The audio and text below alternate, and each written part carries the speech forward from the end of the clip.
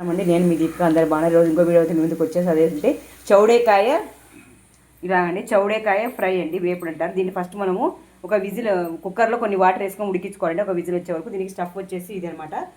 పుట్నాలు కొన్ని, కొబ్బరి పొడి, కారం పొడి, వెల్లుల్లిపాయ కొంచెం వేసుకొని ఇది స్టఫ్ అనమాట. ఇప్పుడు మనం దీన్ని వేసేసుకోవచ్చండి. కొంచెం ఫస్ట్ ఫ్రై ఇది వేసుకోవాలి, వేపుడు వేసుకోవాలి. చాలా చాలా సూపర్గా ఉంటుంది మనకు. రోటీ లేకైనా కానీ, రొట్టె లేకైనా కానీ, అన్నం లేకైనా కానీ బాగుంటుంది వేపుడు. ఇలా కొంచెం పచ్చివాసన పోయి చేసుకొని ఇప్పుడు మనం వేసుకుని దీనికి చౌడేకాయ అంటారు. దీని పేరు చౌడేకాయ. చౌడేకాయ ఫ్రై అండి. చాలా చాలా సూపర్గా ఉంటుంది. ట్రై చేసి చూడండి ఒకసారి. ఫస్ట్ మనం ఉడికించుకున్నా కదా, నేను కొన్ని వాటర్ వేసుకొని ఉడికించుకో. ఒక్క విజిల్ చాలండి, ఎక్కువ వద్దు, ఎందుకంటే లేతగా ఉంటాయి కాబట్టి.